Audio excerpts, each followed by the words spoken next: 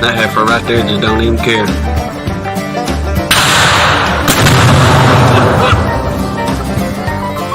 Save yourself now.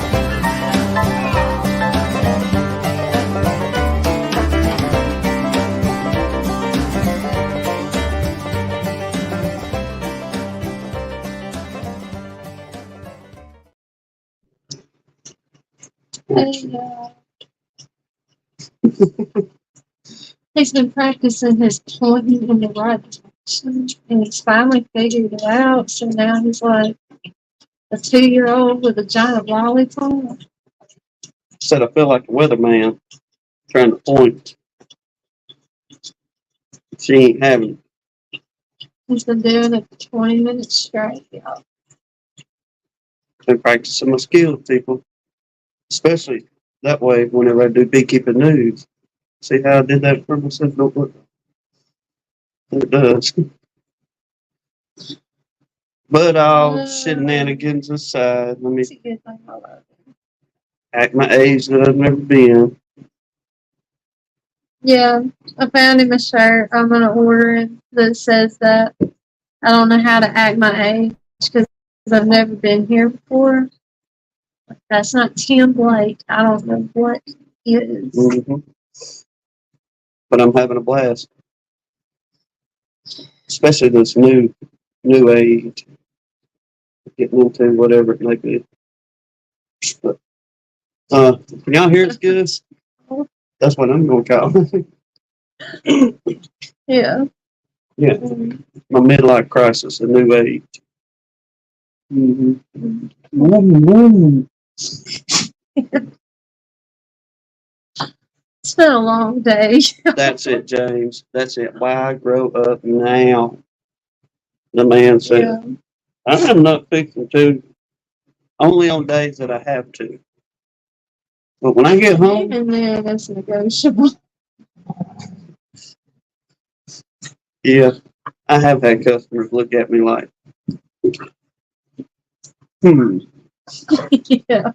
He really just said that. Then she corrects me when we get in the truck. Well, maybe you shouldn't have said that. Lesson learned. Yeah. But, yeah, off the shenanigans. We still didn't get to do beekeeping this I week. can't even hear that.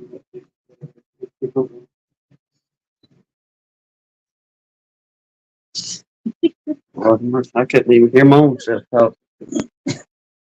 I was saying though, we still didn't get to do any beekeeping. Mm. The sun shining, blazing hot all day at work, every day this week. And this weekend we had yesterday afternoon. And it was sunshine while we did what we had to do all day, all yesterday morning. And as soon as we get cleared up, it starts raining. And it has rained all day today. Yeah, apparently it come good in here at the house. We was up the country up there at her grandma's, and like I was telling her daddy, it rained a little bit and sunshine a little bit, rain a little bit, and it done that pretty much all day until about 3 o'clock, and it's sure enough come a rain. I'm talking to him a minute ago, he said it rained for hours non-stop around here without a break. So looking at the yard, you can obviously tell we got some good rain, but Yeah. same time we needed it. It's aggravating, but it rains on the just and unjust, so we just gonna go with it.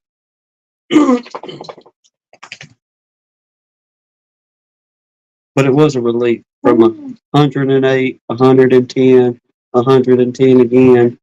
We said they hit a 111 heat index today. Yeah, well, we was there, what, Almost Tuesday, every Wednesday? day, Thursday and Friday. Yeah. The lowest heat index was Monday, and that was 108. And yes, sir, we was over it Monday evening. Yeah. And we It was. But I don't know, we just worked half days. Whoop, whoop, out of there, come on home. I dive in my little rocking chair over there and be gone. Bite your finger out of reflex before you know What else here? it. We got celebrity status in the house. Who's in here? The dirt roosters in here. Well, good to see you, brother. Y'all made beekeeping news tonight. Yeah, you did. We're gonna try to sell some of that stuff for you. Don't tell nobody. But But don't hold it against us if it doesn't work, because we're terrible salespeople. it's her fault. I'll take the blame. But I'm kind of glad y'all are in here. At least hang out long enough until after beekeeping news, or in case I have the wrong date. I went off one on your video. Well, we just say it in case you have to go. But well, July the 7th, your sale ends. Miss Elizabeth is ready to have some new inventory. Old's got to go.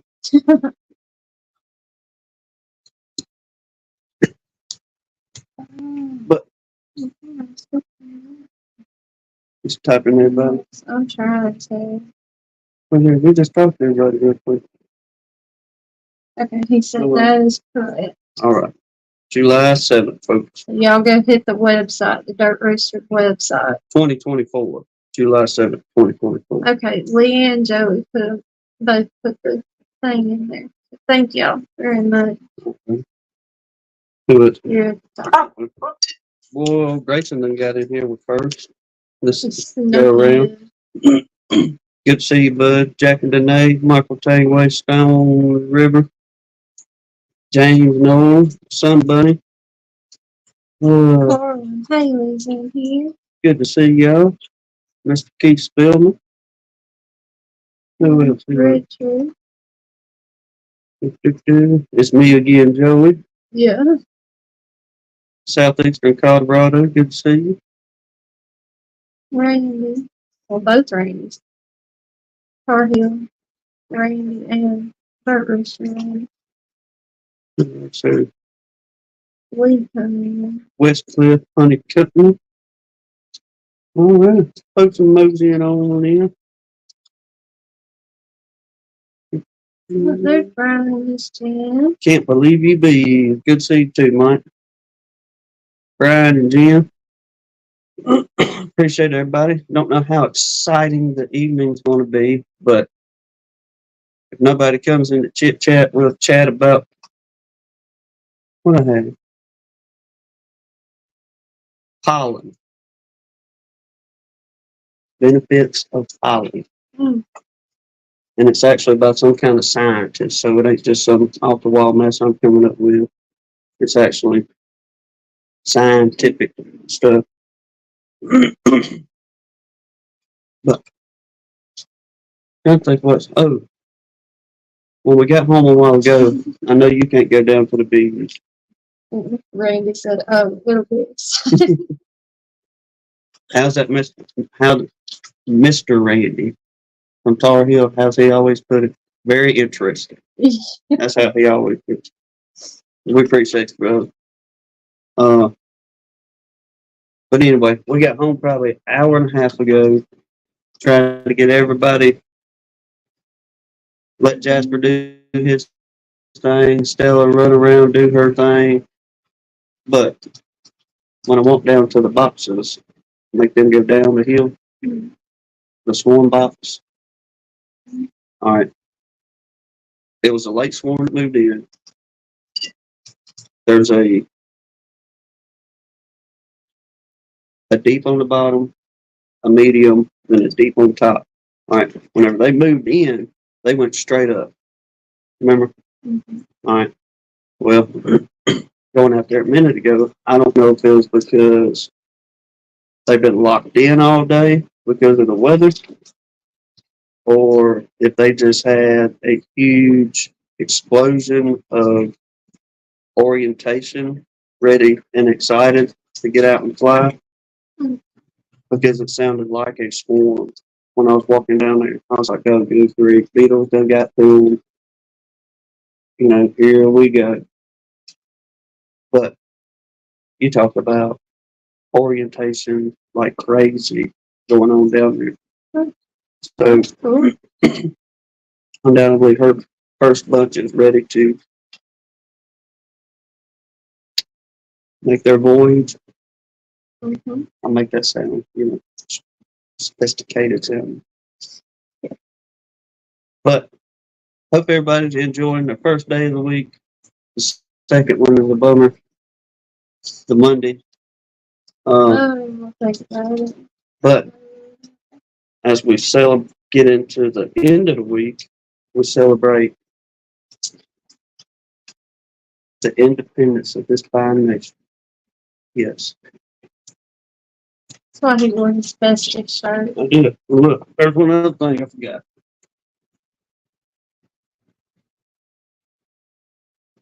Our little Americans. Yeah, her mom thinks it. Nope. Mm. Yeah. Yeah, you can hold them. Man. But congratulations, America. We're still free. Yeah, I'm gonna tell you what. If y'all want some videos to just fry brain cells for you, what's the people we watch that ask the most basic questions that college kids can't answer? I can't think of the name of the channel, but YouTube search something along the lines of dumb college kids, and it'll show it. But yeah, some of the basic questions: how many states are in the union? What year? What does the 4th of July stand for? What year did America fight for independence for this country? 1984? One of them literally guessed. The Revolutionary War happened in 1984. And it'll just, It's mind blowing. Huh? yeah, Uneducated. I'll just put that without fixing something. Not so smart, but ignorant. yeah. But anyway, they don't know nothing about. And these are college kids. We won't get on a rant, but yeah, See, you want a that's a good laugh. very nice way to put it.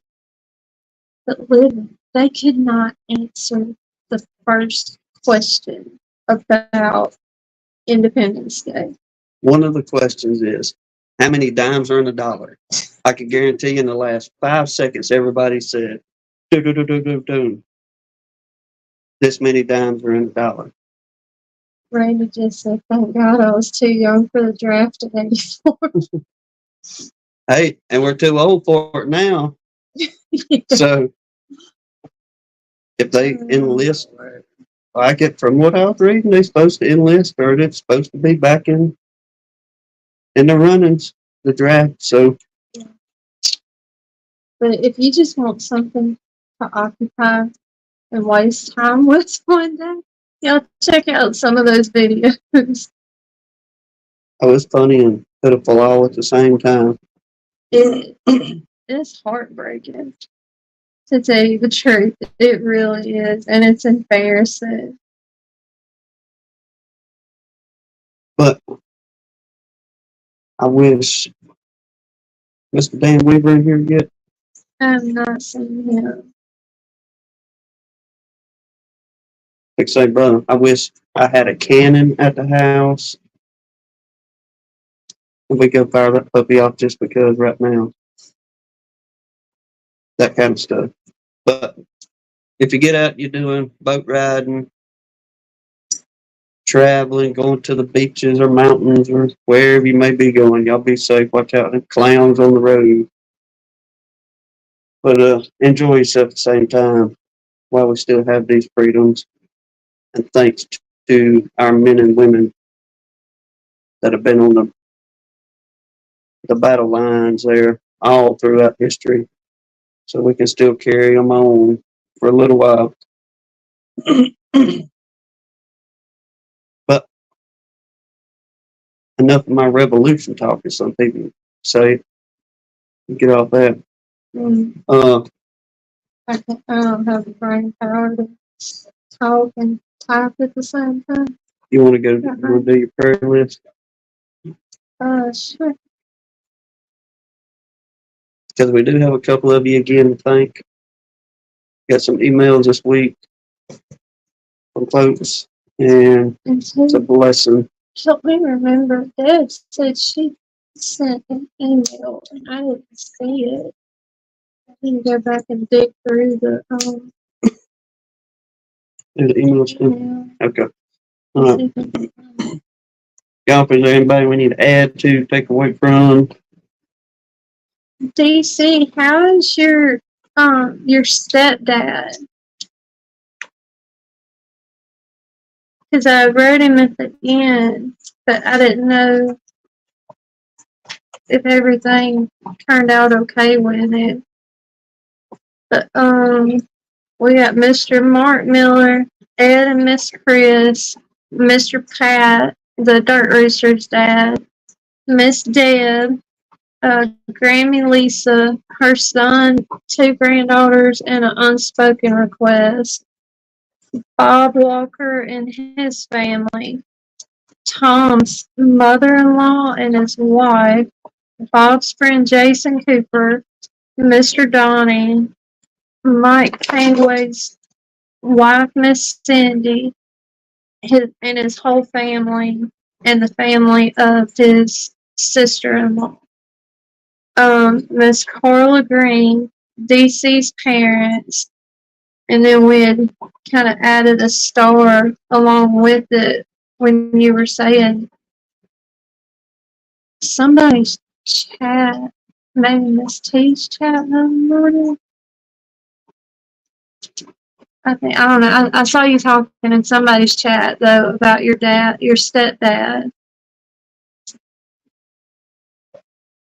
Okay. It said his sugar had fallen out, maybe. And okay, I'm not completely losing my mind. It was Miss T's chat, but they had called the paramedics out there, so they didn't take him to the hospital, but they were able to treat him there and get his numbers up. Okay. Emma Hoskins, David Hoskins' little granddaughter, baby Luca, and the family that made his blessing possible.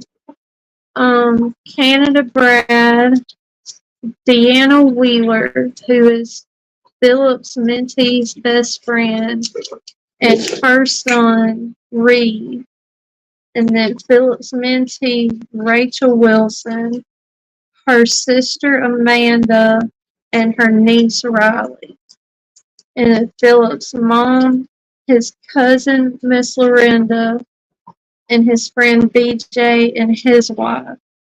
The Jennifer Brown family, Bobby's Bees and his family, Minnesota Mike, his brother Dave, and his cousin Mark, Aaron Frederick, Mr. Larry and Miss Sherry Gandy, and Mr. Larry's mama, the Cheryl Faulkner family, Keith Larimore, Hillbilly Earl, the Dirt Roosters in-laws, the Paris family, Sandy at Icy Mountain Honey's family member, the Montalbano family, Unsong, who is Bruce with his bee's granddaughter, Steve Amos's brother, Danae's grandmother, Spanky, the Heffley Hives, Israel, all the storm victims here lately,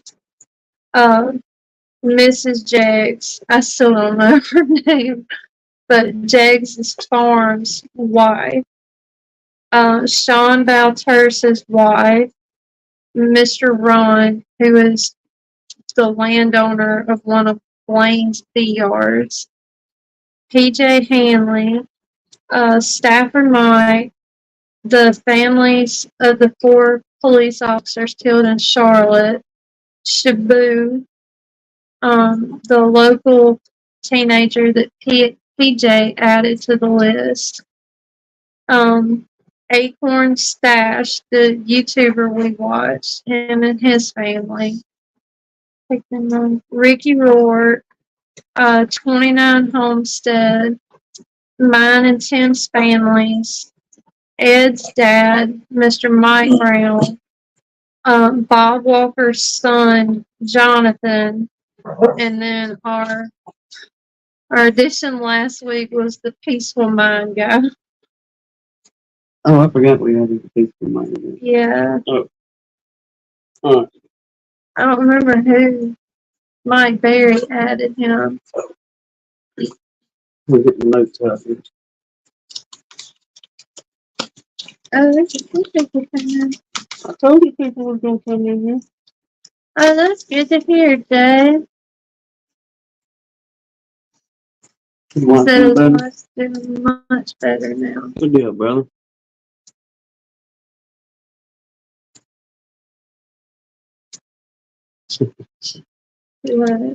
DC. Peaceful mind.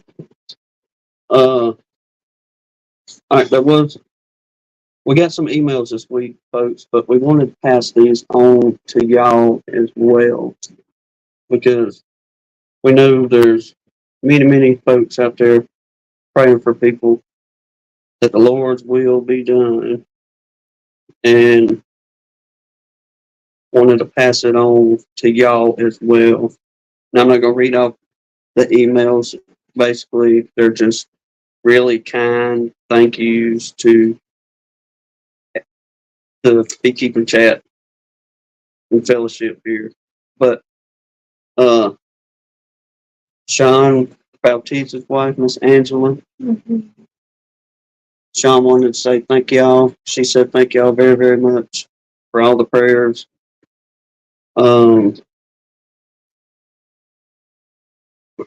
Still ain't seen Mr. Dan Weaver.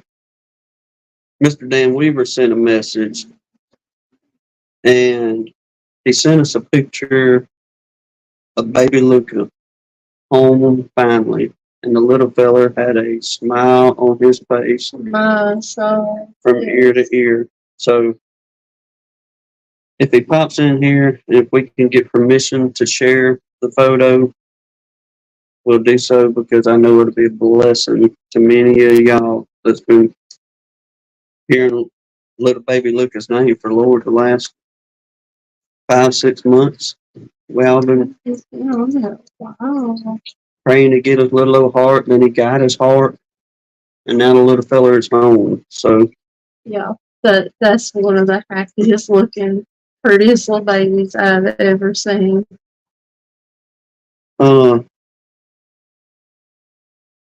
Keith from Larimore? Yes, he's in. We'll tell you too, brother. Appreciate the text message. Old Larimore just being a good, kind friend. Called in the middle of the week talking about, hey, y'all all right out there in that heat? Yeah. Now, it's about the extent of his message, but we knew what he was saying. And I texted him back and pretty well told we're struggling, but we're making it. So, I want to tell you, brother, appreciate you on that end. And once again, everybody praying for folks that it's good to hear the healing stories and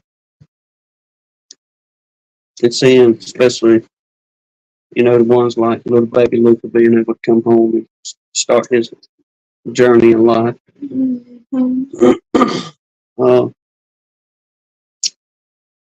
What that keeps doing? Message. Okay. All right. Well, that's everybody on. Thank you, yes. That up for next week. And I guess we'll mosey on over into beekeeping news and open up the chat. If nobody comes in, we'll talk pollen and protein. I'm gonna go ahead and forewarn y'all now. There's a bunch of scientific words in this thing that I cannot pronounce or say, so I'm not even going to attempt some of them. But the basics that you hear all the time is glucose, fructose, sucrose. You're scared, Jess. You know? Oh yeah. So if we get to that this evening, we'll see how it goes. But beekeeping news, and I meant to mention this last week, but Grayson, good job on your cutout, bud.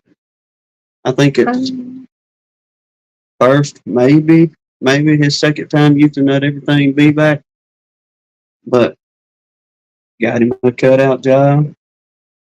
Gonna put the dirt rooster in and run for his money now. Well, Grayson getting up there.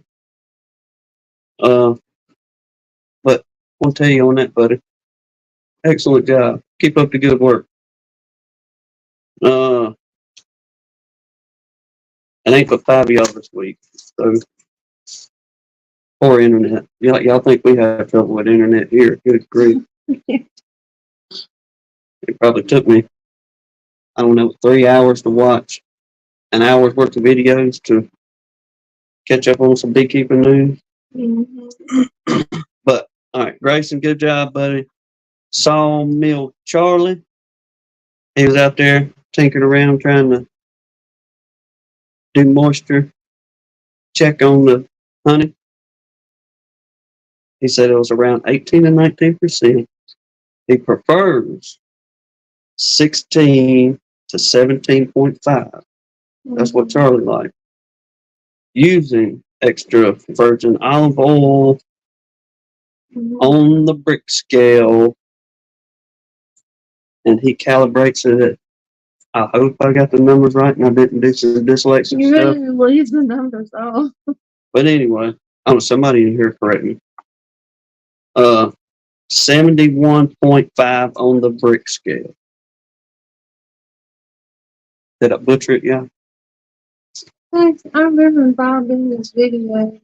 Like that guy said, like between 71 and 72 or something. 71, 73. And we cannot leave out the very important part. We're still at Charlie. When he cleans that Duma hit you off. Little stranger. Yep. All right. He washes it with some You water. ain't got no room to pick on somebody for an accident. Well, Charlie, he sure enough pushes it. He could pass for a southerner with the washing. Yeah. I give him that. He could definitely do that. And let's see here. It's a southern word, DC. Wash. Diminish. Oh, Duma Fletcher. Yeah. Yeah, that's one of them things. Or if you want to get away with back when they're thinking about Duma Fletcher. Joey or one of them. Thingamajig. There we go. Another one. Yep, Paul got one. Whatchamacallit. Duma Flotchy. We said hickamajig a lot growing up. Hickamajig, yep. We're going to have all kind of southern words for you people here. All right, yeah, moving on. Yeah, same principle, DC. It's just describing something, but everybody knows what you're talking about. That's the funny thing about it. You tell that Duma Flotchy over there, or that whatchamacallit, they know exactly what you're talking about. Like, oh, yeah, look, hey, 2.5 turns, that baby, she'll run like a dream. You know, advance the timing a little bit. Yeah, definitely. Discombobulation. Yep. I've used that a lot in my life. All kind of fun words tonight. Oh, yeah, everybody. To watch, get what is it? No anymore. All right, let me carry on. I'm keeping notes. Yeah, we're getting derailed. Dirt Rooster Tommy and look, Joey, Randy, y'all may be able to answer this too. On a serious note, the Jeff Brown, is that the Brown family? that's on the prayer list, are they? Wednesday. Yeah. I mean, there's they could Browns could be like Smiths and Williams over here. You know, you have some on that side. Okay. Okay. I don't know. I just was watching Randy's video, and I was like, I wonder if them folks are kin in any kind of way. But they was dropping queen sales, and a bunch of nukes, and a merchandise sale on the 628 Dirt Rooster website from now until July the 7th of the year 2024. And I got down here, I believe, but we have confirmed that July the 7th. Mm-hmm. That's the end date, people. Go over there and buy them out. We do need to holler at because I want to get one of the hats before we get rid of them bad boys. Yeah. What I get here, boy? I got a list for old 33-mile field here. That was number 4 on the list. 33-mile field bees. Working on the first yard. Lost a queen in transit. I think he said they were coming from California or something. Mm-hmm. Jasper. His little old swarm was building up good in the first yard, but they was having a bit of dirt because of the lack of rain around there.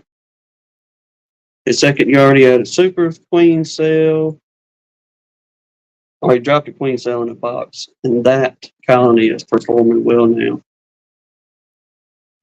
And a dead out, he turned into a combo, but the man was moving. He was on a mission. I'm telling you, he was not dilly-dallying around running through the boxes. I don't know if there's 115 up there or not. Mm-hmm. Then, Larimore Farms. Buddy, that swarm box that ain't got a bottom board on it.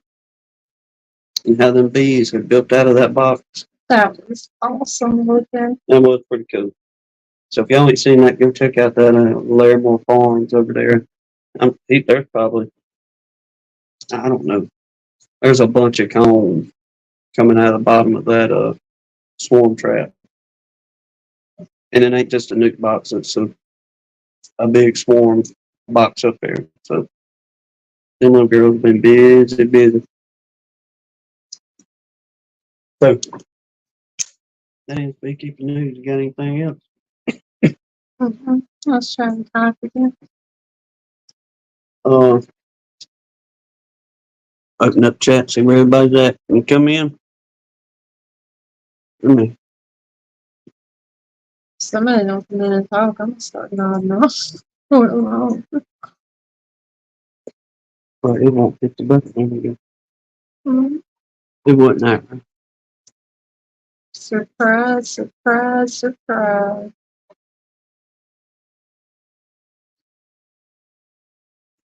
What was that? We was yakking Ethel.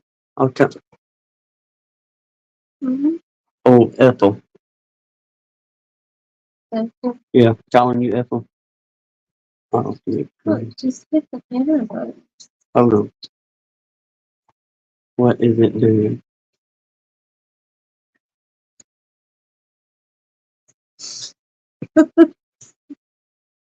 Hit the button. Did it go? Yeah, that's okay. Maybe that's it. Bingo. Got it, people. That wasn't so bad, like ripping up a band-aid. There's a little pain involved, but it ain't long. What's everybody yakking down in here so far? Not much.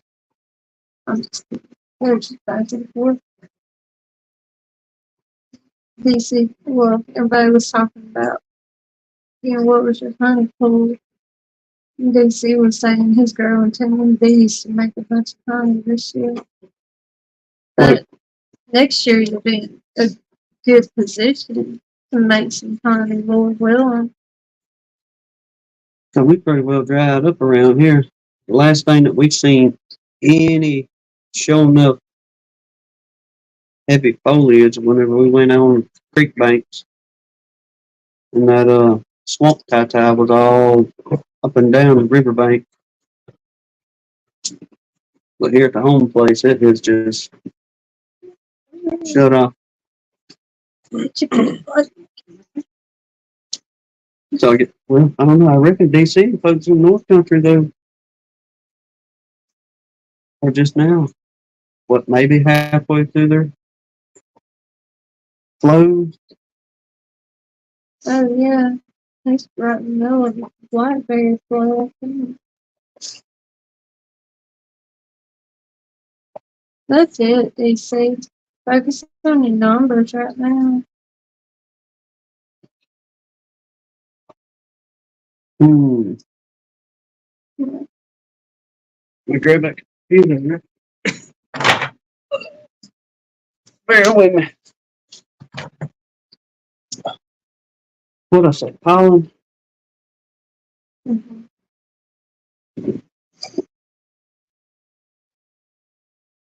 Bear with me. Let me get myself right. Oh, he said they might have 3 or 4 days left of blackberry flow. Oh, blackberry. Mhm. Oh no, the blackberries are all around gone. Uh,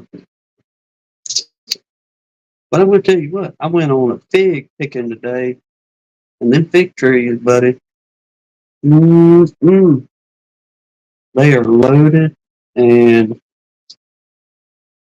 I'd say only about 10% of that tree is ripened, Yes. because the rest of it is a whole bunch of baby figs that are still green down there. So another week and a half, 2 weeks, that at least that fig tree up there is going to be. There's going to be a bunch of figs pull off that tree. Mm-hmm. But I'll sit around and eat them things until I get a sore stomach on it. Fig tree. Absolutely. But no,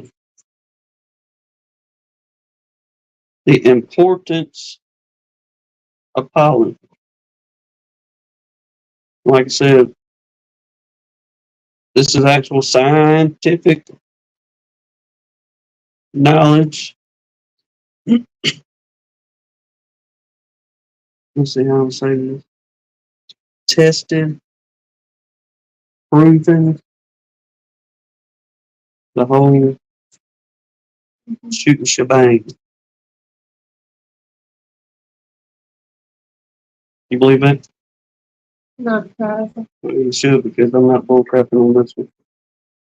But this is coming out of the behealthextension.org in their nutrition portion. Anybody wants to go back and read it later on, because there's a lot of it probably not going to get into. There's uh, there's about 8 or 10 sections in here that is actually pretty informative. There's a couple charts that tells you what the crude protein level is, and all that good stuff, units and measurements, things like that. I'm not going to dive into all that either. But it does talk about royal jelly and the proteins in it coming from pollens. But we could get back up here to the importance of pollen. Pollen provides bees with protein, minerals, lipids, and vitamins. Herbert and somebody else from 1978 with their article. But this was, I think, whenever they did all this, was around 2016, 14, 16, something like that, was on these particular articles in the Bee Health. But All animals need essential amino acids, which must be obtained externally and cannot be synthesized by animals. Honeybees also need the same 10 amino acids as other animals, people as well, I guess. These amino acids are obtained from pollen only because honeybees do not have any other sources of protein. Pollen collection by a colony ranges from 10 to 26 kilograms per year. When honeybees are provided with insufficient pollen or pollen with low nutritional value, brood rearing decreases. All right, Beekeeping 101. Let's see. Brood rearing decreases and workers live shorter lives.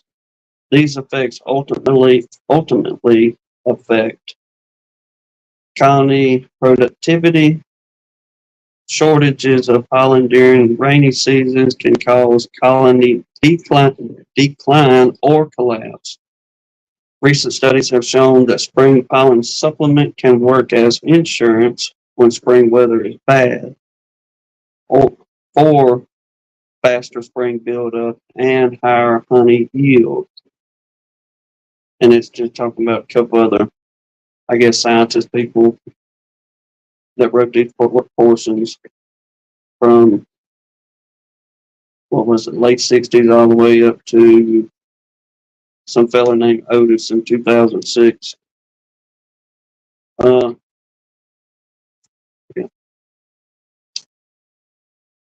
Section 2, collection of pollen. Pollen is collected either by pollen foragers, which specialize on pollen collection, or nectar foragers, which happen to be dusted with pollen. Pollen is brushed off the workers' bodies by the front and middle legs and transferred to a special structure in the hind leg called the cubulica. I'll probably just push it. The pollen basket. You ain't even gonna try it either, huh? Uh-huh. The pollen basket is transferred. Oh, where's Brian at? He'll say it for us. Okay. All he's gonna do is type it out.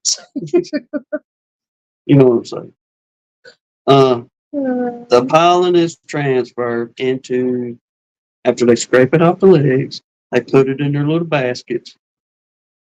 Then the pollen foragers unload their pollen by kicking the pollen pellets off their legs into a cell, which often already has pollen in it, and then the pollen pellets are hammered into a paste-like consistency by other workers. Now, I will say that, remember like year before last, when we just got slimed out with beetles, and I was spraying the frames out and trying to clean some of the goo off of them. Yeah. You remember how it would be like, which is pretty cool that they use the hammer term, because if anybody's never looked at it, but you're talking about something that was compressed in there actually pretty doggone tight. Mm-hmm. But whenever them pieces would come out of that cell, you would have spilling it out. Thank you, brother. Thank you. Looking at it sideways, you can see the different color layers. It was like yellow and a little bit of green and white.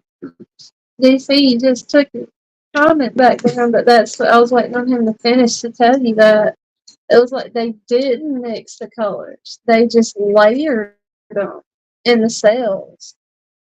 It looked just like an archaeology section in a hole they dig where you can see individual layers. It was really wild. Yeah, it was pretty neat. But even wetting those things with the water hose or spraying all that out, I'm talking about I was using some pressure trying to get that junk off of there. So they was, flying out. but they were still pretty doggone tough, Mhm. even getting wet Oh, with the yeah. water hose. But it's pretty neat. If you're ever interested in something like that, pop you a little, wait till they get one of them sails full. You could probably just knock off the wall of one of them sails and take it in half or something real easy and pop it out of there. But yeah, it definitely had different layers Mhm.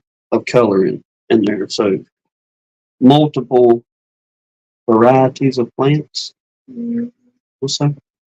Floral. That's just. Okay. Let's see.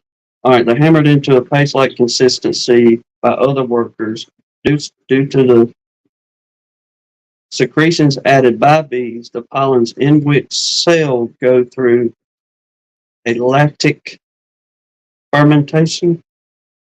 The main effects of fermentation seem to be the reduction of starch from 2% to 0%. Increases in both reducing sugars and fiber and the reduction of ash and pH. And that's according to Herbert and some other cat in 1970. three, bacteria, three bacteria that might contribute to lactic acid fermentation are found in bee bread. Yeah, I'm not getting into them. You want to say them? Pseudomonas,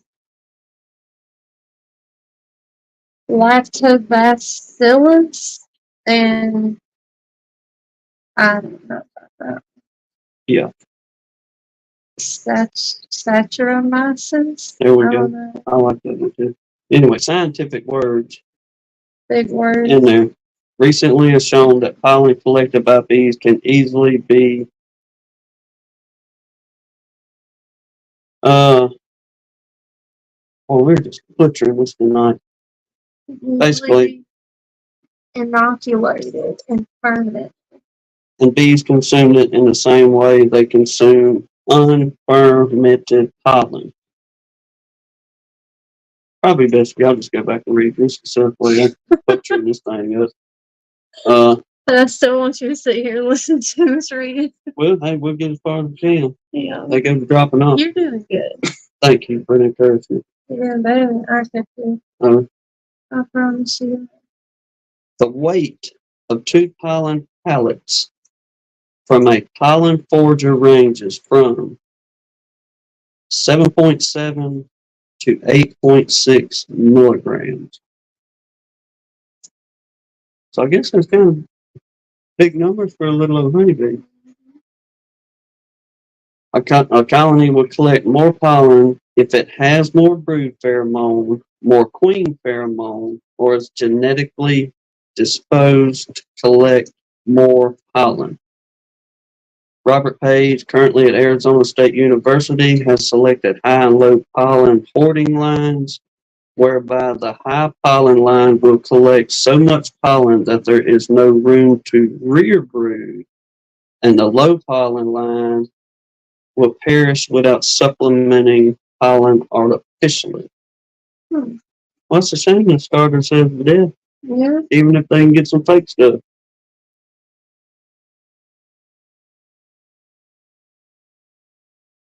All right. 2.3, processing pollen into proteins. Pollen is mixed with Glandular. yeah. Secretion. I was getting to that. I know that one. Oh. Pardon me.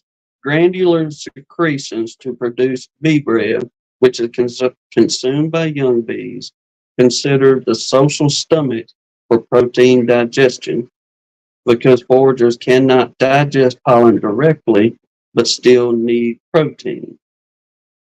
Rearing one larva requires 25 to 37.5 milligrams of protein. Well, that's a neat little junkie. Yeah. Equivalent to 125 to 187.5 milligrams of pollen. Newly emerged bees have undeveloped hyp, hyp, all right, I know this one.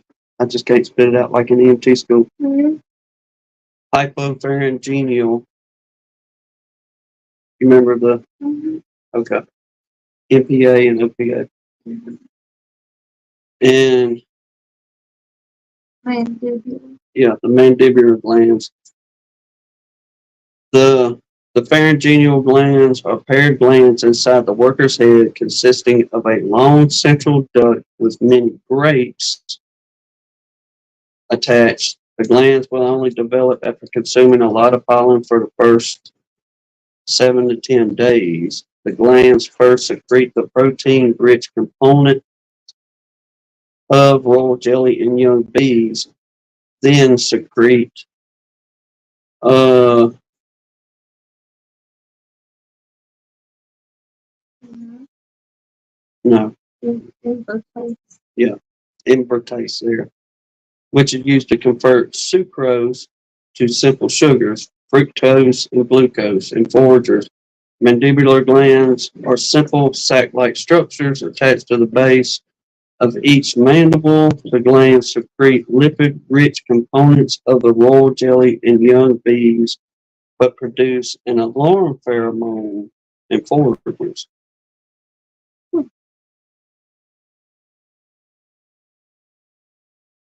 So that's what produces an alarm pheromone in foragers. I think so. I'm not even going to do the royal jelly consumption because there's lipids and proteins and ash and percentages and yeah, we might just throw in the towel on this one. You didn't do Uh, Measurements of pollen quality. Then pollen quality can be measured by two methods: crude protein levels or the composition of amino acids. 10 amino acids have been found to be essential for honeybees, meaning that bees cannot synthesize or even convert their amino acids to acquire them, and therefore must obtain them directly from food, either as free amino acids or digested from protein. These 10 amino acids are listed in Figure 1.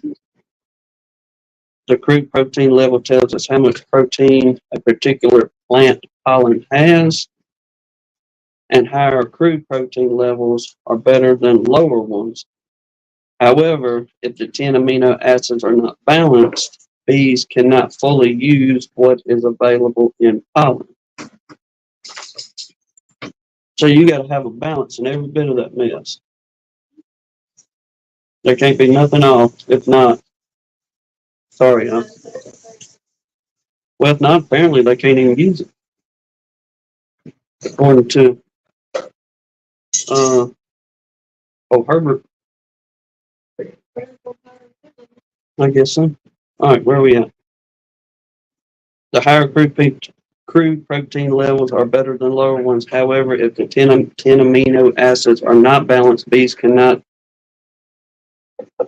fully use what is available in the pollen. For example, Figure 1 shows that honeybees need 4% of isoleucine from the total available amino acids. If one type of pollen has 2% isoleucine, then bees can only use 50% of that total protein because it will be a limiting factor, forcing bees to ingest twice the amount of total pollen to obtain the needed essentials of the complete total protein. And it's got a chart here for any chart folks want to know about that there. Uh, but I had no idea that it had to be pretty well a complete balance of the 10 amino acids. And they can distinguish pretty well which one has said amino acids and whatever doesn't. Well, she done took off in here, left me by myself. Run through these comments real fast.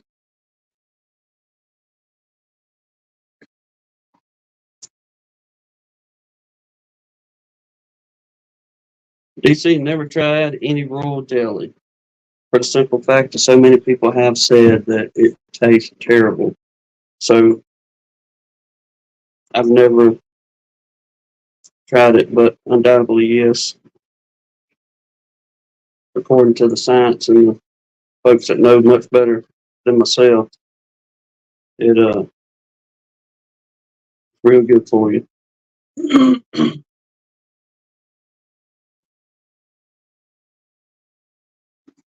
Let me get back up here to the old Ziggy.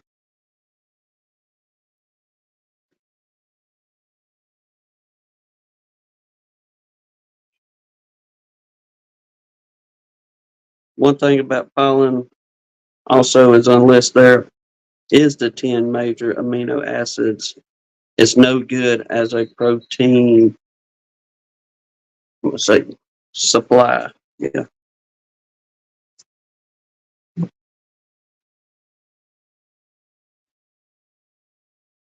Never tried any of the pollen either.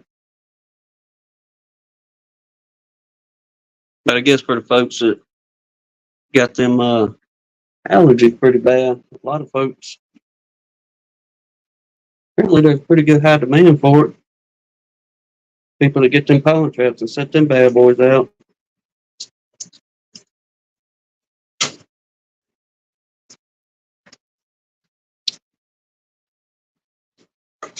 Right. Ryan says, "Oh, Jasper wants him a protein patty steak." Well, oh, he would about one good gobble there, and it'd be gone. We're trying to teach him to not, I guess, snap at you, which he ain't trying to hurt you, but it's more or less beat the other dog before they get their snack. Make sure he gets his. But that's one of his workings we got to get through with his tail. No,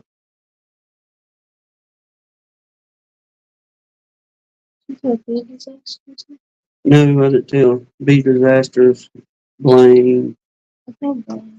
I'm just trying to keep the dead air moving. I'm sorry. There is one part in here about the pollen substitute for bees. A good pollen substitute for honeybees should have the same features as a good pollen. It should be palatable for the bees, for them to enjoy and take it in. And the second one is digestible, easy for their digestive tract to, well, we know, digest. Currently, there are 4 chemical pollen substitutes for honeybees in the U.S. Like I said, this article was 2014, 2016, so there may be, give or take, a few more between here and there. But Bee Pole, Bee Pro, Bead Bee, and Mega Bee. I'm going to say the only one I've ever heard of, I think, is the Bee Pro. It appears that Bee Pro is soy-based, and Bee Feed and Mega Bee are non-soy-based. I have insufficient information for Bee Pole, P-O-L. All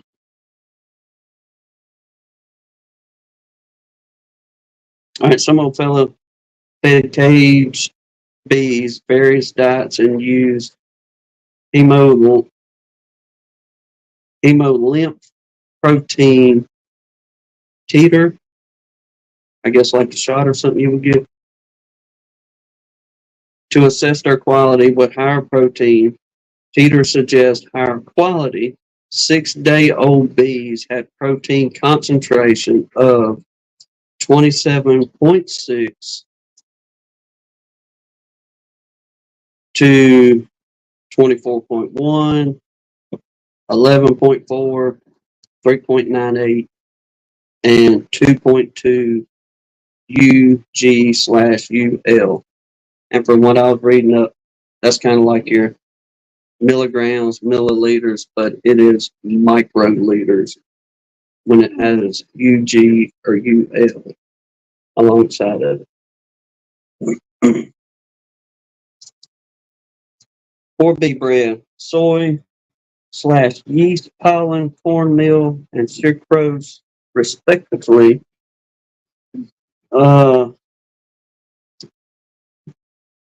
Some doctors use the same assay to assess the quality of commercial pollen substitutes.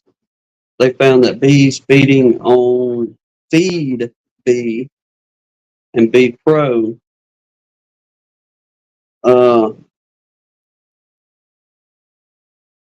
pollen pod flour diets and sucrose had the hemolymph titers of 9.42 all the way down. I'm not going to read their several of them, but all the way from 10% pretty much all the way down to 3.5 microliters, respectively, he says. It will be informative to see if the high protein in blood translate to longer life in either cages or small colonies. Some dude named Gregory in 2006 reported that the longevity inside the small colonies of bees fed different diets ranked by superiority.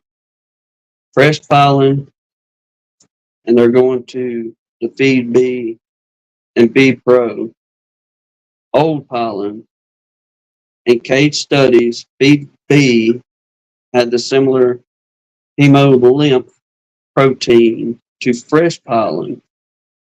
She also reported that Feed Bee contained 34.9 milligrams of sucrose and 2.03 milligrams of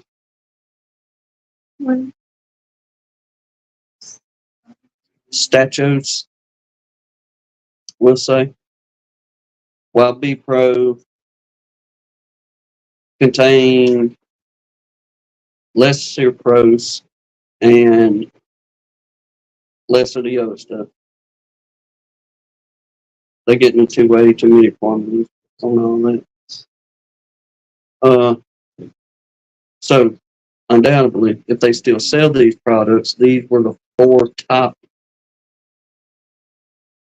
pollen subs from around 2008. And I don't know if pollen sub has really changed very much. It could have. I mean, because we ain't been in beekeeping the last 5 years, but we'll say from the last 20 years, if your pollen subs have really changed a whole bunch, except for adding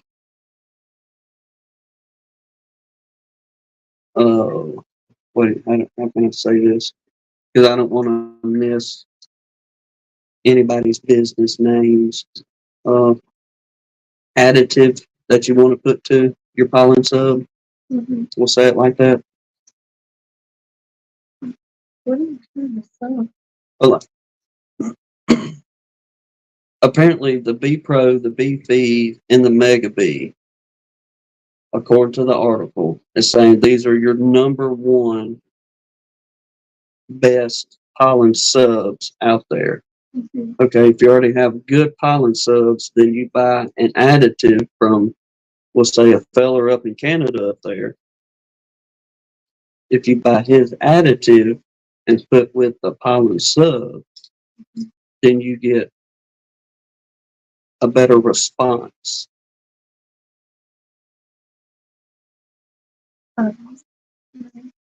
So basically, you're taking alcohol fuel and giving it jet fuel.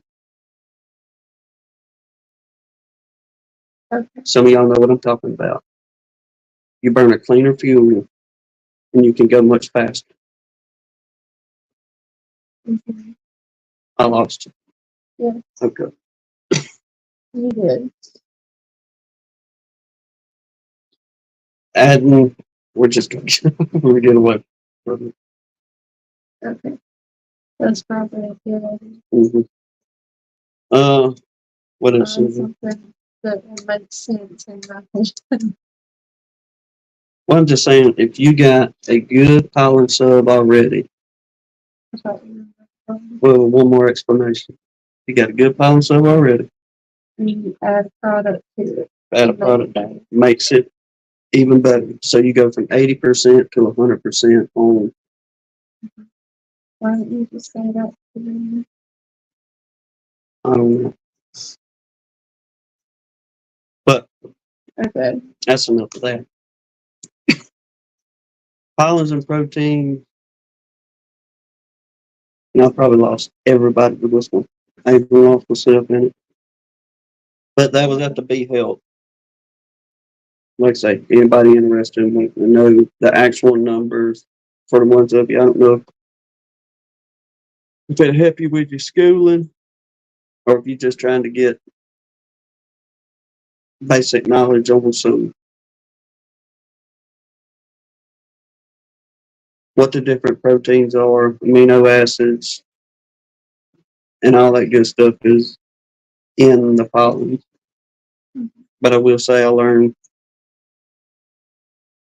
a good little portion in there. I had no idea that if it wasn't at a certain level, then the bees probably wouldn't fool with that pollen, or they know they have to double up. Get the ratio right. Yeah, get the numbers up, get them right, kind of thing. You're welcome. Thank you. Mm-hmm. Let's feed off these folks a minute. My brain's shutting down. Oh no, I didn't get a nap today. And even you said that. Mm-hmm. That's why I haven't opened coffee. These things kind of, him and Blaine were kind of talking about collecting pollen and stuff. Is there anybody that actually, and don't put any numbers out there by any means, but is it worth it in value to buy the pollen traps and to try to make a market out of it, I guess? Or do you buy the pollen traps, collect pollen, then whenever it comes time to feed through the winter months, that's what you feed back to your bees?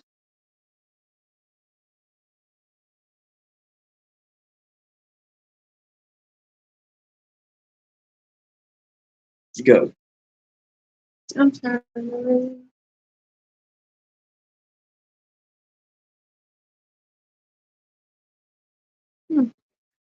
No response. I don't know. I don't know if we have enough out here to.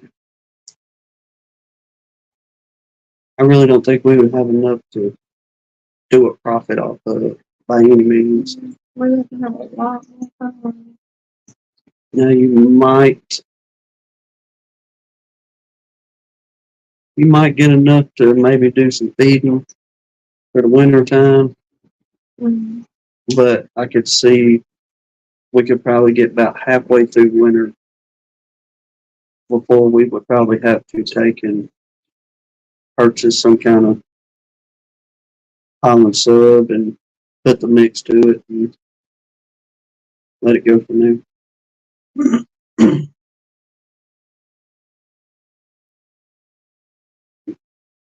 All right, Brian said we don't sell or harvest pollen.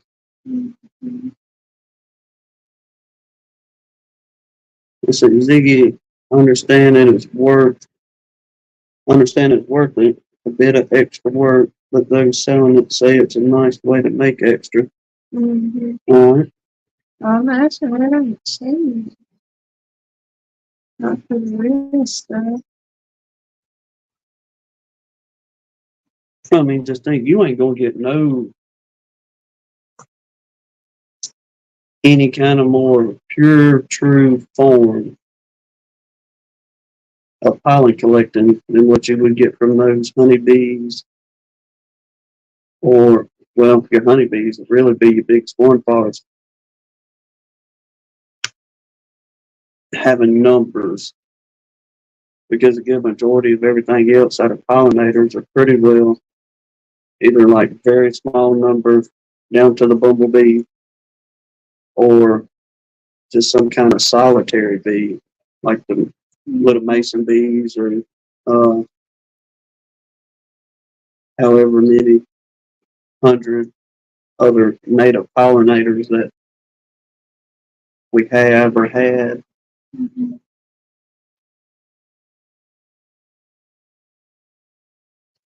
Thanks to my very good video about pollen collecting and stuff. Oh yeah.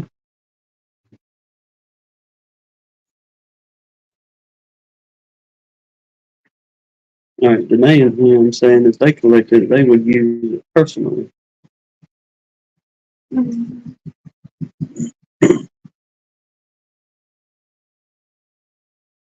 Well, I mean, or trying to remedy allergies, if you did it in small doses, I reckon, and built yourself up, Mm-hmm. would it help the effects? Or would it be kind of like a bee sting if you take it in, whether inhaling, ingestion? I mean, I would think if you just took like very small amounts, it wouldn't have any worse than just eating around. Mm-hmm. This is what we're working with. Well, I'm just thinking you got so minute particles in the air floating around. Some people have real bad allergies whenever certain things go to blooming, Mm-hmm. and you get these small particles in the air. But if you take a lump sum of it, if you will, even though it be in a little bitty capsule, Mm-hmm. will it create that irritation, or will it help remedy the irritation? I don't think you have to take. I don't think it's advisable to take a whole capsule for it at a time. Well, I mean, that's how a lot of folks do it. Take a little bitty old, however many milligram capsule of pollen. You need to ask them about it. I'll ask them. I've never Any collected or sold. pollen specialists out I there? don't know why you're looking at me. I'm just, yeah.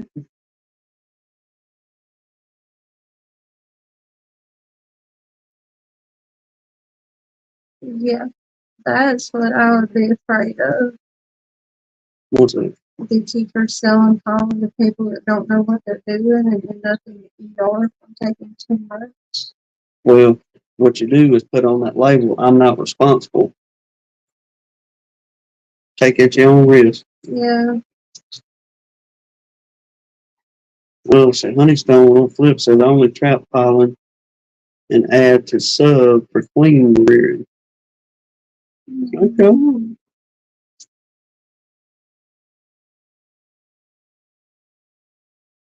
See, DC saying he likes to for spring. Yeah, him saying it's a more complete pollen source in the spring going into summer versus summer going into fall. Which makes sense. There's a lot more stuff blooming that time of year. It's not the No, I was just looking at Brian talking about the horror story there.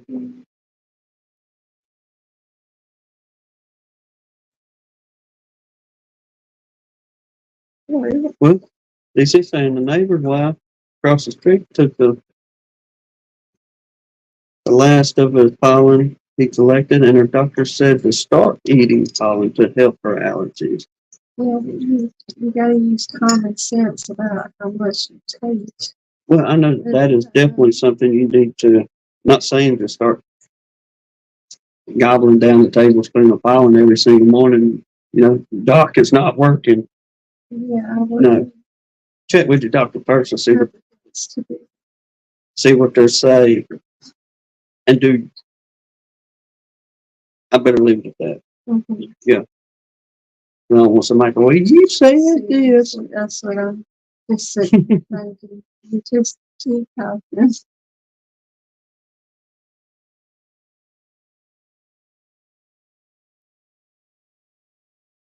All right, what would your richer pollens be? Your richer pollen, what would that be? It's going to depend on your area. Say like, You mean like nutritionally yes. rich source of pollen? Mm-hmm. I don't know. I think a good one to do. Because they say like coming in the spring, all right, we all looking for that maple, all right. When that maple goes to blooming, and we start seeing them bringing in the little green pollen, and they got their little legs full. Knowing that you have other stuff out there blooming. Bad idea. Consult Dr. Tan before any dosage adjustments. Yep, but unfortunately, I have to charge a consultation fee before I can give any just recommendations on what or what not to take. Don't call us for recommendations, y'all. Call a real doctor.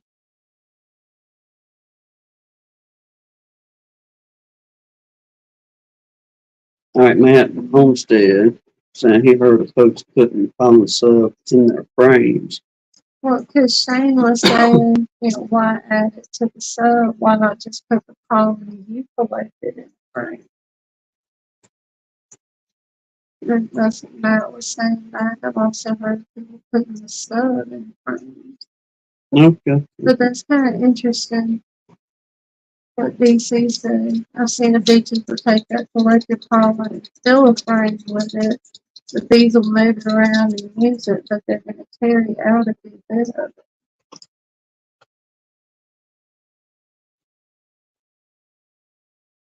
You reckon because it ain't just fresh? I don't know. And they figured it out? I don't know if it, well, I mean, it might not be what they're looking for. I don't know. But if they collected it before, they obviously was going to use it. Mm-hmm. So say if you, could it be just like a seasonal thing? If you use springtime pollen next year for springtime, would they be more apt to take that versus taking, we'll say, goldenrod in the spring? I don't see why they wouldn't be able to tell the difference in what it is. Like not everything's supposed to be here right now. Kind of do. We way early people. Mm-hmm. I got you. I don't know. It's a mystery. But undoubtedly, they're going to use what they know is good. If they're moving it around, then if they're dumping something out, then Not up to par. no, they don't have that fresh smell, or it's just like you're saying. They know it's not. This ain't the right time of the year for this set pollen. Mm-hmm. Let me get it out of here. But I think it may have been Frank from Galloway Lights. No, he dumped the sugar water. I think. Or he dumped sugar in old honey frames during the winter. I'm pretty sure that's what he did. Mm. He may have done pollen soap too, but yeah, 100% know he done the sugar in there for winter feeding just to save them the work if they could take hold to it, or like DC, I think it was talking about, they just, we got too big of a mess, dump it out on the ground. I don't know. Once again.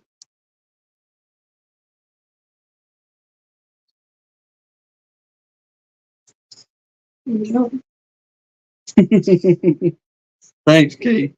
It's one of them whatchamadiggy kind of situations. Mhm. Carl, it's our show, but I got to be honest, you didn't miss too much. Mm-mm. Whole bunch of mispronounced words, scientific numbers. I had no idea what they meant. What else? Bad analogies. That's it. I did not clarify myself with my analogies.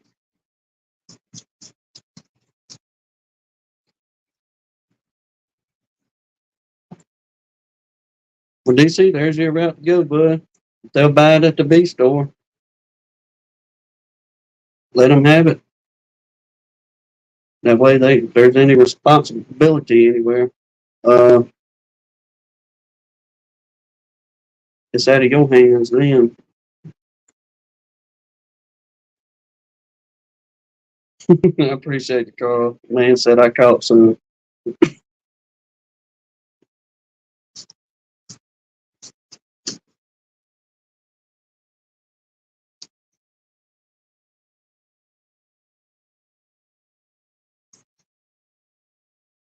Well,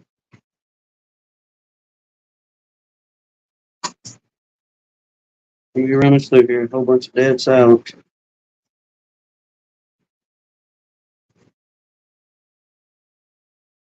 All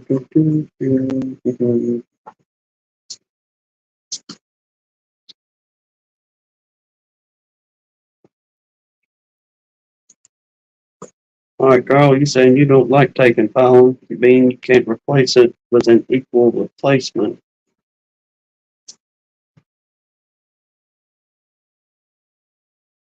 So you don't put in on traps, none yourself.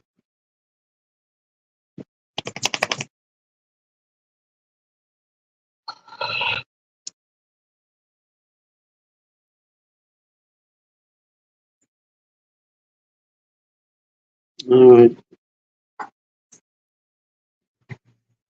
Oh no, like I said, we've never bought any. Oh, somebody knocking.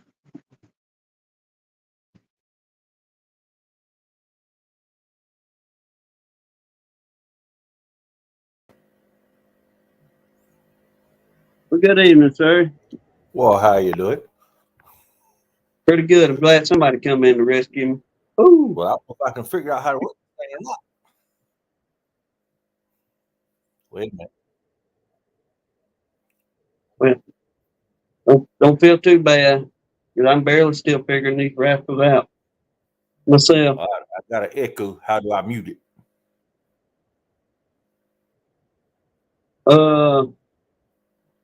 Up underneath your screen, it should. Are you on a cell phone or computer? Computer. All right. You should have a little mic button if you need to mute it.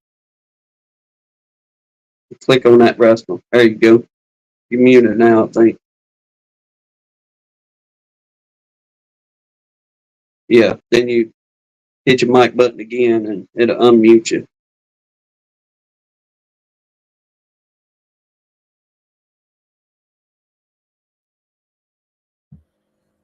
How do I mute YouTube? Oh, you got to turn the volume down on the YouTube end.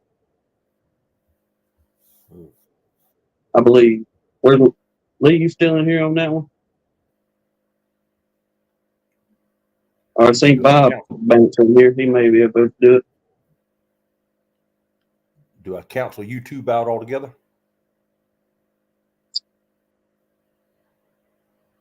I don't want to lead you wrong on that one, Captain. I don't want to say yeah or no. You can try it, and if it bumps you out, then come on back. We'll open up the door again. Okay, YouTube's gone. Well, there you go. We still got it. I got a question. Yes, sir. That swarm that I have just hanging on the bottom of that box, I don't want to tear the comb down. What I'm wondering is, can I take that swarm trap? It's the same size as an 8-frame box other than the width. Can I set it directly on top of an empty box, on top of a box that's got some drawn comb? And when they hatch out, will they move down into that other box so I ain't got to destroy all that comb? I don't see why you couldn't, especially if you can engineer you some kind of, I'd say some kind of lid, if you will, like a bottom board / lid. Right. Set that box right there and just let them start moseying on down into a regular 8-frame deep or whatever you want them to get in. Well, I was thinking about getting a deep and putting me maybe a couple of frames of open brood in it. That way that queen would kind of move back and forth. See if I could pull her down. Then when they get moved down, I can take that thing off and get rid of that comb. Because that swarm trap has a bottom on it, but they just wouldn't go in the box. They decided they wanted to stay outside.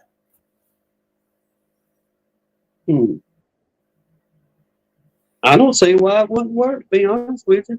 Especially if you put some brood down there to entice, them nurse bees and everybody else kind of start moseying on down.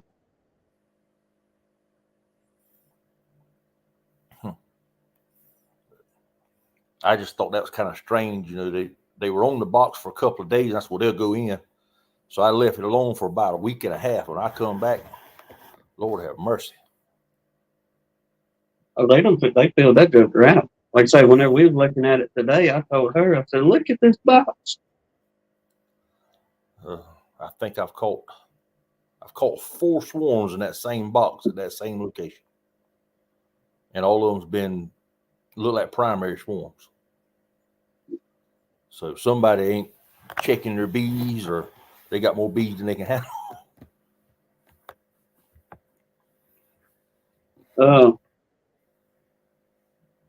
That's what I do, brother. I fill me a little bottle, some kind. That way, making it watertight as you can, because they're gonna propolis anything that's got a little weak hole or something to it. And man, I'd ratchet strap that rascal to, like you say, 8 or 10 frame deep, and just let them have that for the season. Then maybe in a month or so, go in and do an inspection and see if maybe just by chance if she's moseyed on down into your box and put a plant fluger on there and to keep her tail down in that bottom until you're ready to clean that swarm trap up. And what gave me that idea was I've been having several of my swarms. I put the medium frames in those traps, and they would build right on down because the traps are deep. And every time I would try to cut that comb off and put it in a frame with rubber bands, by the time I would transport them from wherever the trap is to the yard, the comb would be fell off in the bottom of the trap, and you destroyed a bunch of brood. So I'm just wondering, they got it hooked up where it'll stay. It'll probably transport easier that way. There you go. Now, I'd say that'd work for sure. Well, we'll find out this week. How many frames is in those big swarm traps? About 4 or 5 of them? 4 frames. 4 frames. I built them off of Philip Morris's design. Okay.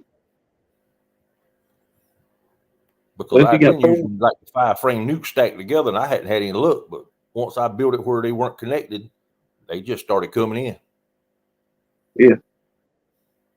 Hmm. Yeah, most Like I said, definitely. If you have 8 frames, you know, that's half your frames taken up on the bottom part anyway.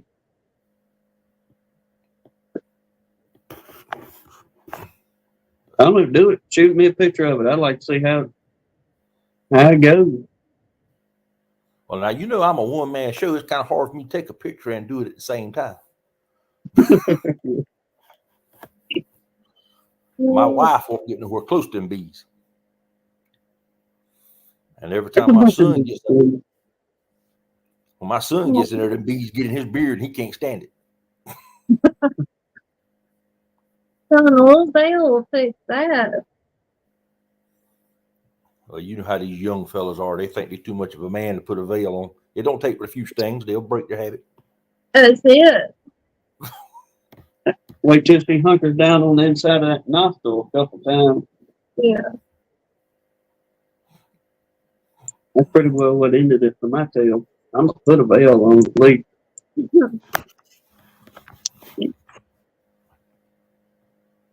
I think my hands getting busted up. But when you find one of them little girls that's got that little bit of extra spice to her, and I don't know what it is. It can be they come out the same box, but it seems like there's that one little girl that she's got a little more fire in her steam than everybody else does for some reason. Yep. Most of the time, if they sting me on my hands, you know, we use our hands all the time building stuff. My hands are tough. It doesn't bother me. But last week I had one hit me on my knuckle. That thing was sore for 2 days. Yeah. Some of them will just watch you up.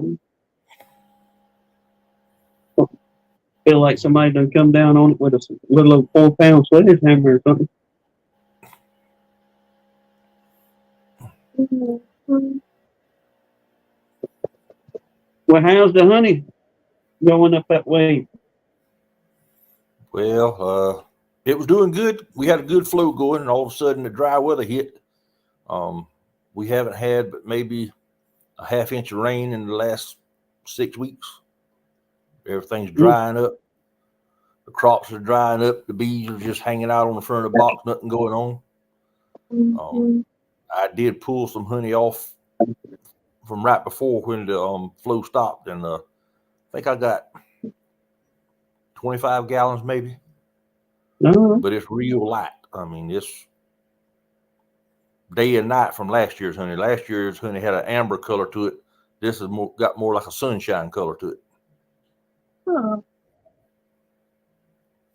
Can't And it's believe got a you said minty that taste it's to it. right there. I can't see any of the comments now, so if anybody says anything, don't hold it against me, but I can't see it. No, I was saying I can't believe you bees, Mike, when we were saying you don't know why some of them's just hotter than the others. It hurts you worse. He said it's because she's a redhead. I was like, yeah, whatever. Uh-huh. And he said, I'm married to one. Oh, so that man knows then. He's speaking from experience. What do you say, Minnesota Mike? Now there's like 4 mics in the chat. Oh, yeah. At least 3. We should be, pardon me. We should be getting back on track this coming weekend where we'll have, At least one day off. at least, like she said, at least a day. Hopefully we can start getting our weekends back, at least for a couple weeks to get caught up around here on our little bunch. Like I said, we might get, I don't know, maybe 20 pounds out of what we got here Maybe. between what those splits have done this year. But I know down the road down there at Lance's that it'll probably be several 100 pounds to pull up there at his place. But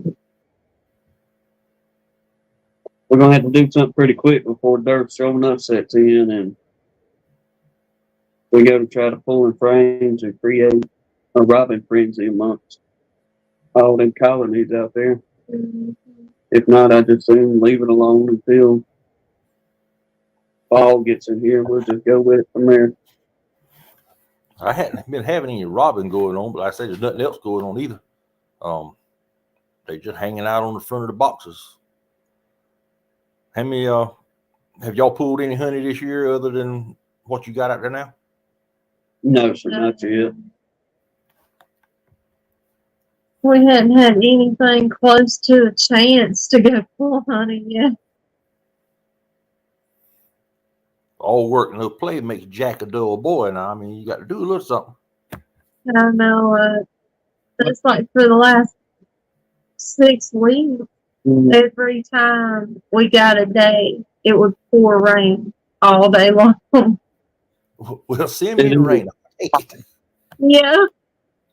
I'm about over it for a little while. It either put us out of work because most of our work right now, this is our last job until around September that we'll be outside working, thank the Lord. But it either rained and we couldn't work, and that's during the week, then for the last, 5 or 6 weekends, Hannah's been up taking care of her grandma Saturday and Sundays. And with that, that's not at all a rub or fuss or anything on my end by any means. You know, that's something we'll be there to do without fuss. But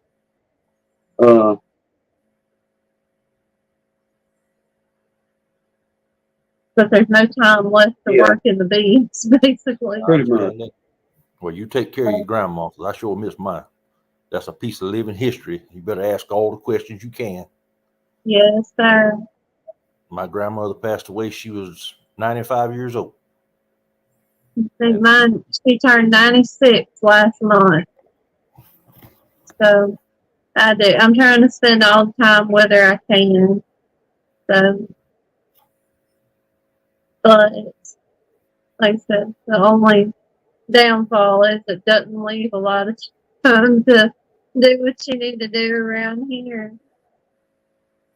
But with those circumstances, we can beekeep later on. Yeah. Oh yeah, by all means, and absolutely enjoy, the time with her grandma that we can.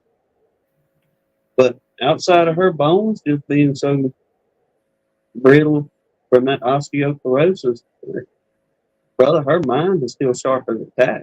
She still runs that house. She still knows what her checkbook is. I mean, the whole, you ain't fixing to pull nothing over on the woman.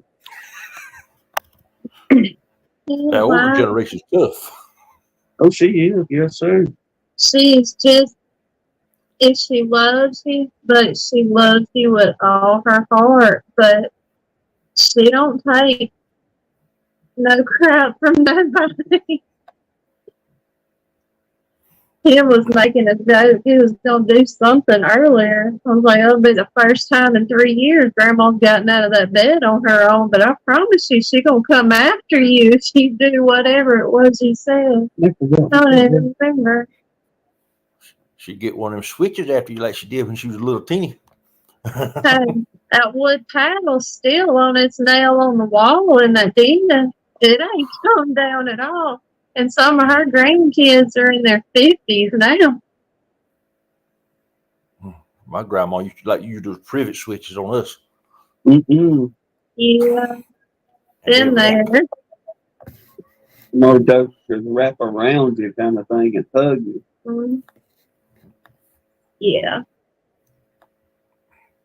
Waiting on DC to come in on the The whooping talk.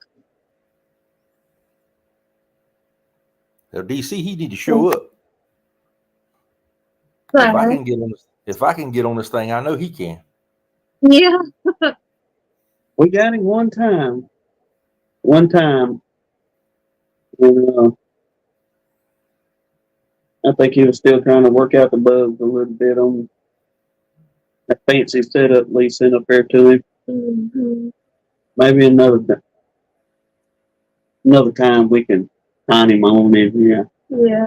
Give him some time to prepare. Oh, we got his attention. He'd say, wait, what? Yeah, I was telling him, DC, I was waiting on you to come in the chat with some whooping stories. He started talking about his grandma used to whip him with a privet switch.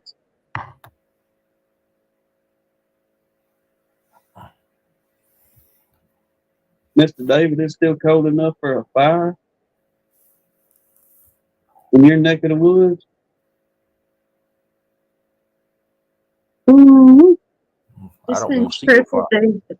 No, sir, not right now. I don't even think about sitting in front of my fire right now. We've been getting up at 4:30 and going to work at 6 and knocking off at 12, going back at 4:30, 5 o'clock. Now, we ain't been going back. Good grief, it's 61 degrees Fahrenheit. Wow. That's one thing that I have not been able to do, brother. Once I'm burnt out, come 12 o'clock, and it's getting to those days to where, you getting at the job 5:30 and 6 o'clock and working till 12 or 1. I tell her that we can roll it up for the day. This one ain't coming back until, the next morning.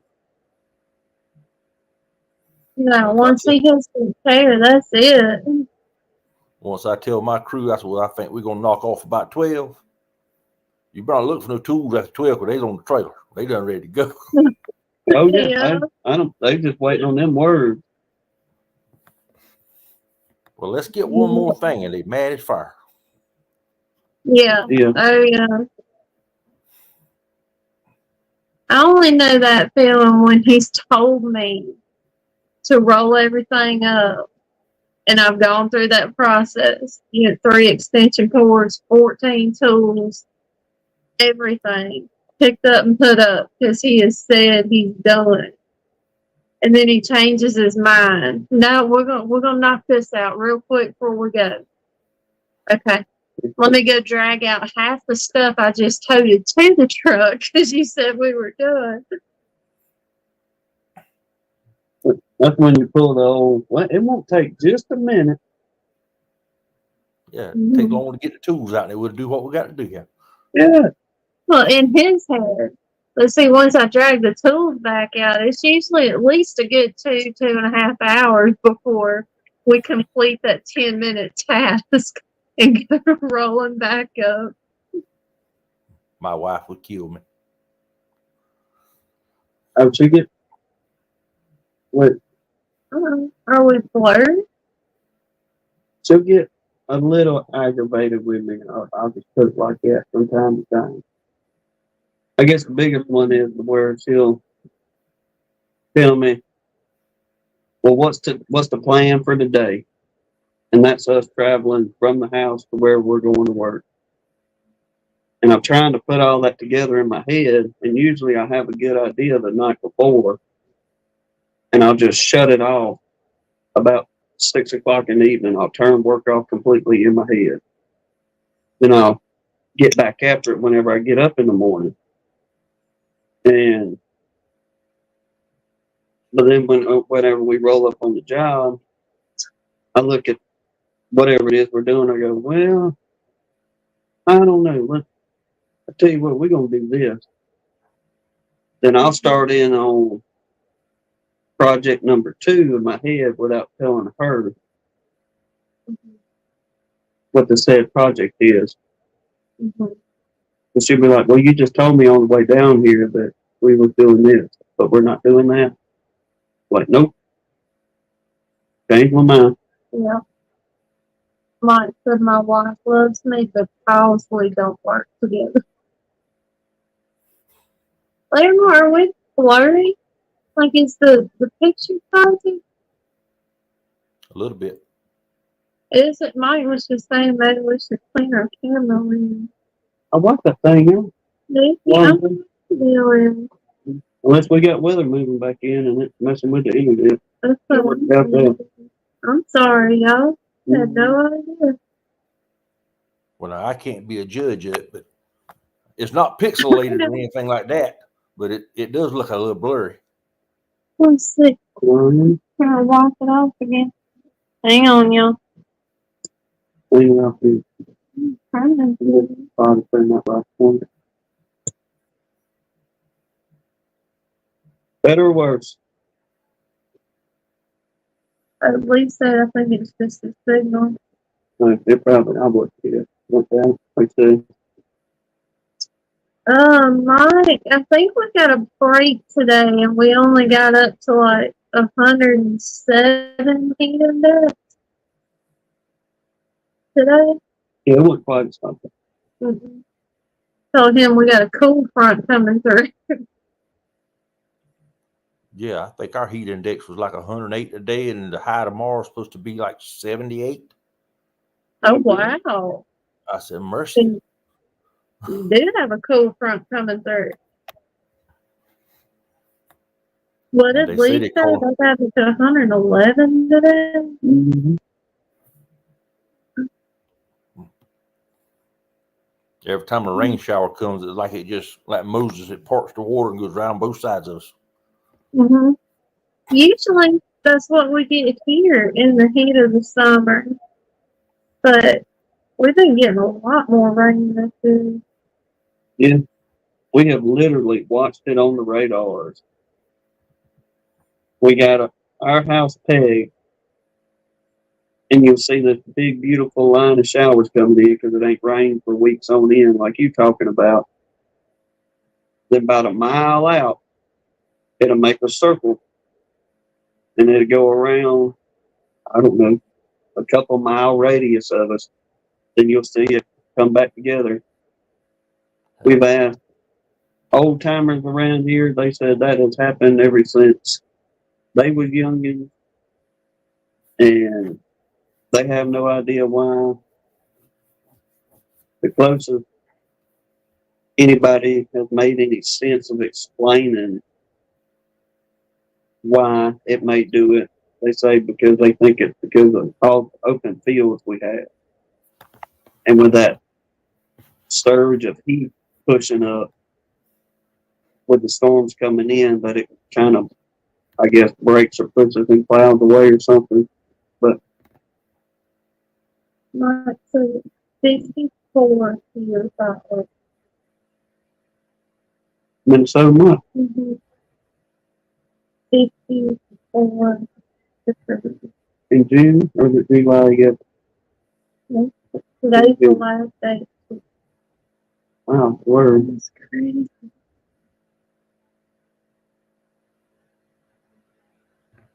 Oh, that's crazy.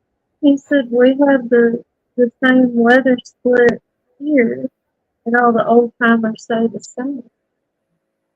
Okay, we've got to be something.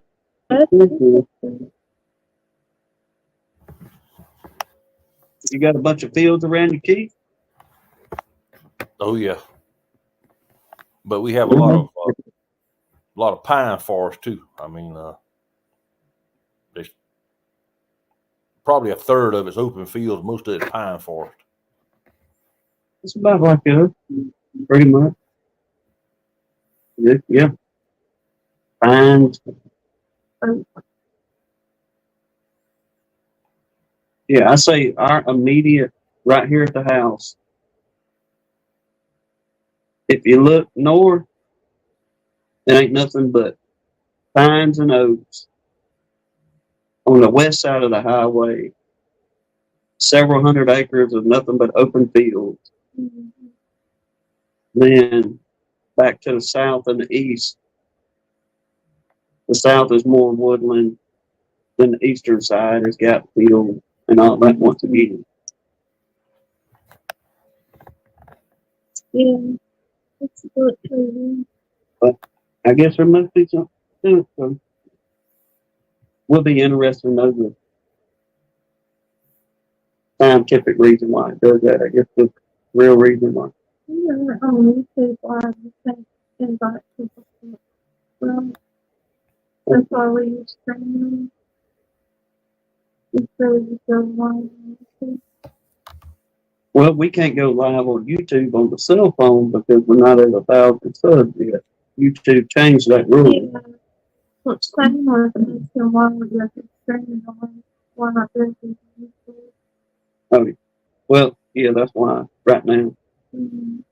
And once we, I think there's more of a limit to people you can invite in. I don't even know if you can invite people in at all on just a YouTube live. you can, but you have to copy the link and send it individually Yeah, yeah, that way. You can't just like do like we do and put the link up in the chat. yeah. People join in that way. I knew it was something to do with that, Shane. I'm sorry. I couldn't remember exactly what it was. How many can y'all have in y'all's chat at one time? I think 6. Now that we switched to the free one, when our subscription ran out, we were sharing with Johnny. So, but I mean, we never had 10 people jumping in the chat anyway. I want to make sure I wasn't holding nobody up. Oh, no. There's 4 more spaces available there. Yeah. But most oftentimes it's, well, y'all watch. I mean, it's 2 or 3 jump in. And What, Shane, did you do it like off your cell phone or off of like a computer? Because we tried doing it a few weeks ago and it wouldn't, like it would not do it. We don't have enough subs or whatever it was to do a YouTube live off the cell phone.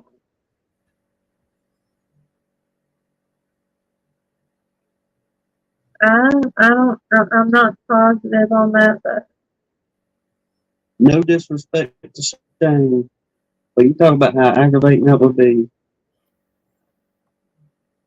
if YouTube live. We're talking about, well, you got to have 1,000 subs before you can go live on a mobile phone. yeah, he said yes off the cell phone. Because we did, we tried to do a members only live and it wouldn't work. Like it just was not going through. It let us run for about about 7 minutes on the longest one because it was like, finally, we got it. But that was after like, I was just, every time that button told me I couldn't do it, I hit it again. Yeah. Then eventually it let me do it, but then it just completely shut it off. After Shane was on for a good little while yesterday. That's what he said. He did a live. I wonder if they were Canadian then. Mm-hmm.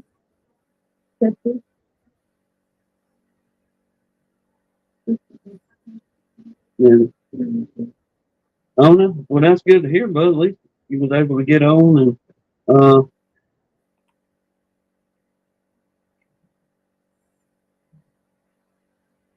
get you live going.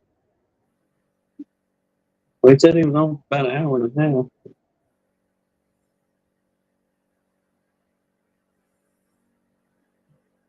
I don't know, DC. It just kept telling us what it tells us, unable to connect or something along those lines. Yeah. And it wasn't happening. So, we're running at the 2-hour mark. It looks like we're getting close to it. This has been a slow evening. Mm-hmm. Yeah. I am about to be honest with you. See that? Everybody's starting to do It's blasted heat festival. 4th of us. Yeah, sir. It'll drain you out quick. Yeah. Well, one question before you go. Yes, sir. The long hives, do y'all prefer those over the standard 8 frame boxes, or I do. that's just Yeah. do you get it? Can you get as much honey off of those as you do the regular Langstraws? If you stay on top of it, swapping frames, like pulling honey, immediately put more drone comb in, kind of thing. But you have to really, really, really stay on top of rotating the frames out, because you can't just go throw another box with 8 or 10 frames on and let them go. But like, as far as ease of working them, I would much rather work a long time. Just personal preference, I guess. But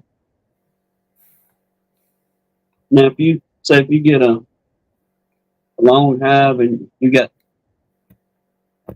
an opening big enough where you put 30 frames in there, and you just put one colony in there and let them explode, it makes it easier on that end. And yes, sir, for us, they bring it in, fill it, and on a real good year, like she's saying, even if you just let one colony have that whole box,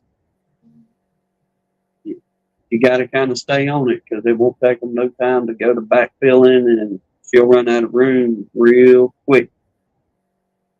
But even more so, if you just condense that down to, we'll say, 3 individual colonies in that one long hive, then most definitely,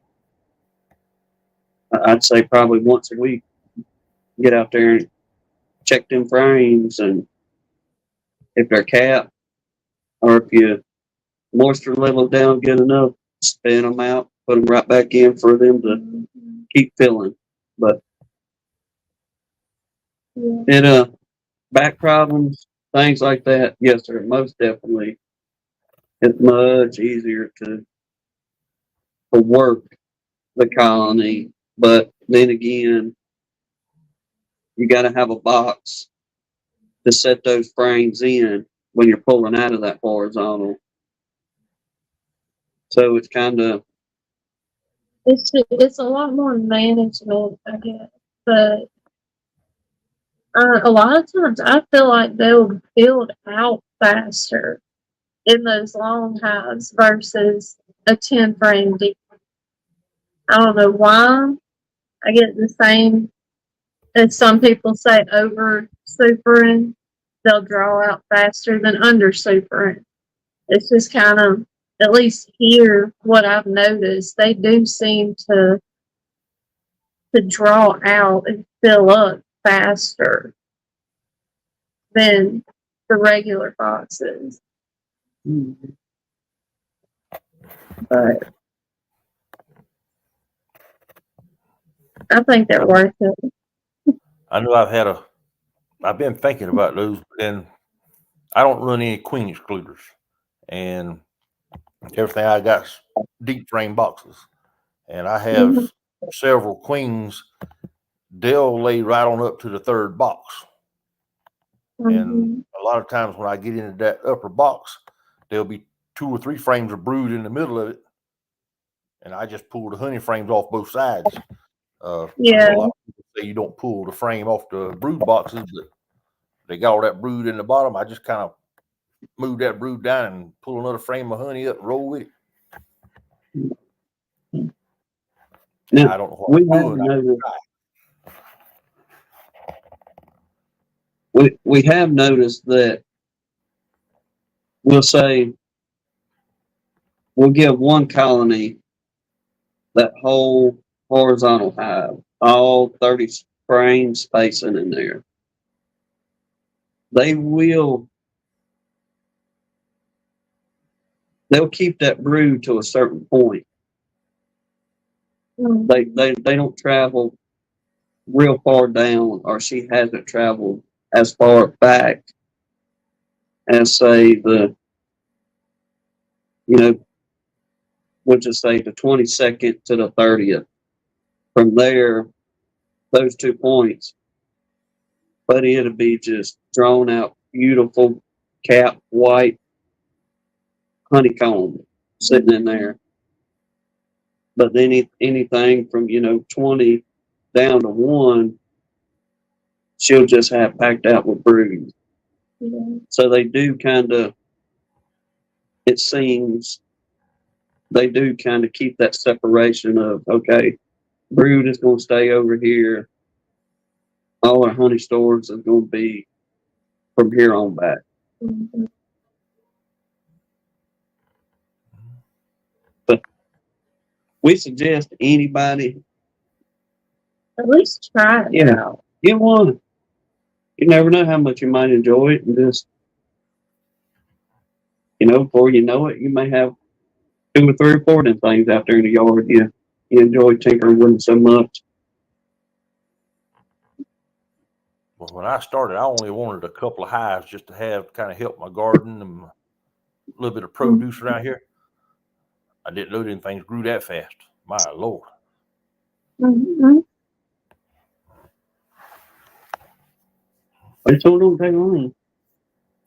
Go from 1 to 10, 15, 20. Mm-hmm. Quickness. Yeah. Build you one, or get somebody to build you one, however you want to do it. And like I say, I think you'll enjoy having at least one for sure. I might get out there and try that while I ain't got nothing else to do. It could be While it's good and hot. Yeah. Yeah. I just like seeing the number responses out of them horizontals. Mm-hmm. Because I don't know if it's just because you only got so much room and you're not stacking like you see with the laying straws, or if there is something different going on to where they think they have more spacing and they explode. But brother, you get a colony or 2 in them jokers, and even like that little 2 frame we talk about now, we've got them a whole 30 frame span, and still on the front of that entrance there's well over the size of a circumference of a basketball. Every day. Oh no, they do seem to really fill up a lot faster. But I don't know what the difference is. So it's just kind of, I guess, something we keep up on around here. A teaching tool, 100%, because you can keep them horizontal just to where you're only open, well, depending on how you do it. If you use like inner covers for every 10 sections or 8 sections, however you want to do it, or the way we like to do it is just use a piece of the 1x1 before. And so all we're doing is just creating that 3.5 inch opening. And most oftentimes you can get about 3 frames where you can just work that one little area and not be disturbing the rest of the colony by creating such an open access, I guess. Right. Well, it was good to see y'all. I got to back out of here, get ready for bed, early to rise in the morning. Yeah, we couldn't do it too. But well, thank you, brother, for joining us, and yeah, we do. look forward to seeing how that swarm trap goes. Yeah, we do. I can't wait to see that video. I'll see if I can get my wife to video it from a distance. There you go. All right, y'all have a good night. Yes, sir. You too. Yeah. Heading on that. Mm-hmm. Yeah, we appreciate you watching. Sorry it ain't been the Liveliest conversation. no. We're tired, y'all. Lord willing, we'll get our ducks in a row one of these days. Yeah. Yeah. But hope y'all have a good week. If y'all see Buttons missing some fingers next week, you know what happened. God bless you. Lord willing, we'll see y'all on the next one. Yep. Y'all take care.